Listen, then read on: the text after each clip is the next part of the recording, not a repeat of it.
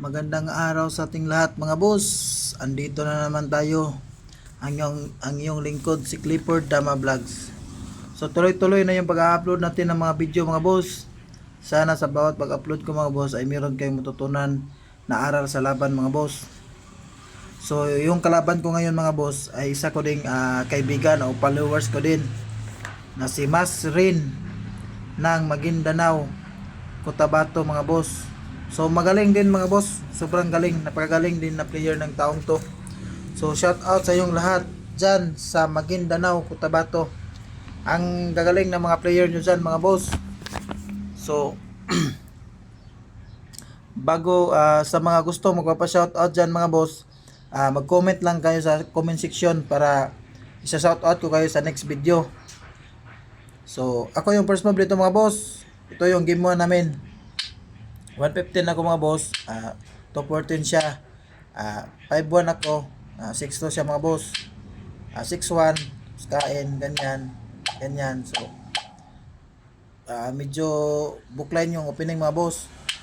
So, nag 10-6 ako, kain, tapos tira siya, 215, 116, tapos nag 9-5 lang ako. Pagkain sa ganyan mga boss, so, tumira lang ako ng 5-1. Pag E3 niya mga boss, nag ano lang ako mga boss, 313. Tapos 106 siya. So pinakain ko ganyan mga boss. Tapos nag-open ako dito, kain ako dalawa. Tapos tira siya ng 15-14 mga boss. Tapos tumira lang ako ng 12-7. Pag tira niya ng 11-7 mga boss, pakain ako ganyan mga boss. Tapos tira siya 6-1 mga boss. So nag E3 lang ako. Pakain sa ganyan mga boss. So sa ganitong position mga boss, drawers position talaga to mga boss. Dito ako sa 6-1. Tapos ganyan siya dito. Pakain sa ganyan mga boss. So tapos sinayang ko. Umilag siya. Sinayang ko doon. Pero sa ganitong position mga boss, tinuloy pa namin. Ganyan. Timing pa kami. Diyan ako. Pag 1-5 niya mga boss, sumayang ako. Sa pagsayang ko mga boss, nag-agree draw na kami. So shout out sa iyo Master Mas Rin ng Maguindanao, Cotabato. Ang lakas mo idol. So game 2 naman tayo mga boss. Ako naman yung black, siya naman yung white. 215 siya mga boss. 416 lang ako. 6-2 siya. Tapos 16-13 ako mga boss. Tapos 116 siya. Sinayang ko lang ganyan. Tapos nagpakain ako ganyan mga boss. Tapos nag 10-5 sa timing mga boss, kain. Tapos sinayang ko. Tapos sumabay siya mga boss. So magaling talaga. Kain na ako ganyan mga boss, kain. Pero lugi pa din siya ng isa mga boss. Kasi hindi niya nabawi yung isang kanina. Nag 11-7 siya mga boss. So nag timing lang ako 9-5. Tapos nag 6-2 siya. Tumira lang ako ng 11-7. Tapos ganyan niya, sinayang ko ulit. Tapos ganyan. Tapos dinarawan niya. So balance pa naman yung position mga boss. So magandang bakbakan pa talaga to mga boss. Pinakain ko ganyan mga boss. Nag real, binasag ko yung real niya. Kasi sobrang lakas po mga boss. Pagtira niya ng 5-4 mga boss, nag E3 lang ako mga boss. Tapos tira siya 14-3 mga boss, nag 3-14 lang ako. Sa posisyon na to mga boss, medyo lamang lang ako ng kunti mga boss sa posisyon. Kasi naka-real ako, na real ko yung 14. So medyo malakas ako dyan. Tapos tira siya 9-5 mga boss, so tira lang ako 12-7. So pag punta niya sa gilid mga boss, so binilang ko ito mga boss. Pag 16-13 niya mga boss, pag tira pala niya ng 16-13 mga boss, blunder pala yan. Yan pala yung pag ganyan yung position, matatalo ka talaga. So mas maganda sana kung tumira muna ng siguro yung 5-1 siguro. Kasi parang para sa akin lang mga boss, kung nagpa 5-1, Baka siguro magdo-draw pa siguro mga boss. Baka may draw pa. Kasi medyo alanganin din ako sa posisyon. Medyo malanganin din ako kung nag-5-1 siya, hindi siya nag 16-13. Wala din ako maititira. Yung maititira ko lang is siguro sasayangin ko dito sa may 5-4. Tapos ilag siya, pagkain ako doon. So parang magdo-draw siguro mga boss kung nag 5-1 siya. So pero pag tira niya ng 16 mga boss, parang talo na talaga yan. Kasi ganito lang ginawa ko mga boss, oh. Natrasan ko lang.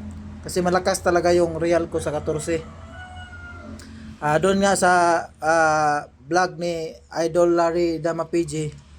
So nag-demo siya doon kung ano kahalagahan ng real. So maganda talaga yung naka-real yung posisyon mo.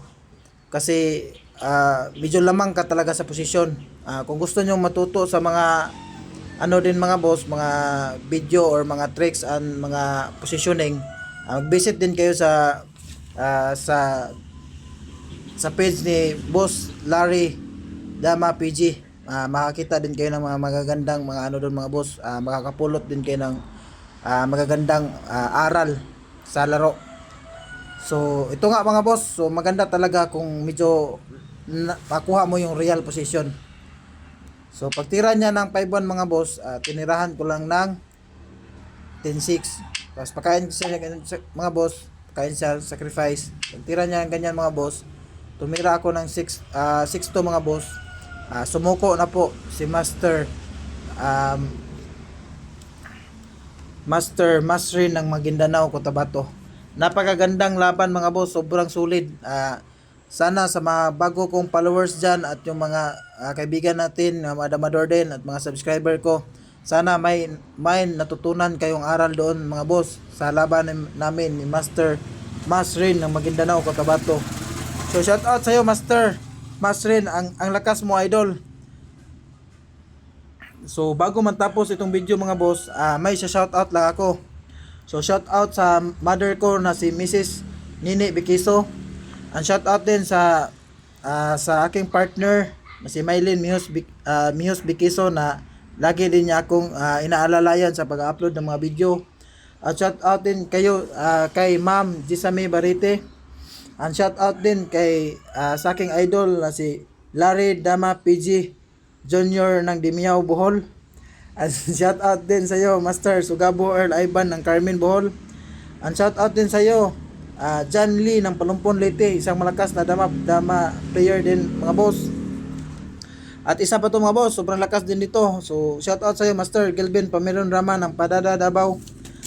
And shout out din sa iyo Master Munib Indanan ng Zamboanga City. And shout out din sa iyo Master Elmar de Taunon. And shout out sa iyo Boss Oscar Amakin, champion ng Panglao number 1. And shout out din sa kaibigan natin na si Doydoy Ulaer ng Karkar Cebu. And shout out din sa iyo Master Iriher Canturia Hiser. And shout out din sa iyo Master EG Biso ng Caloocan City. Napakagaling din ito na player mga boss. Sobrang lakas. And shout out din sa iyo Master George Dulutina ng Batuan Bohol. And shout out sa lahat ng damador ng Ilocos at yung mga followers natin dyan. Shout out sa inyong lahat. And shout out din sa iyo Master Roland Tranquilero Soberano ng Tibuli South Cotabato. Sana nag-enjoy kayo sa laban na yun mga boss at may aral kayong napulot doon. At maraming salamat sa inyong lahat mga boss and God bless.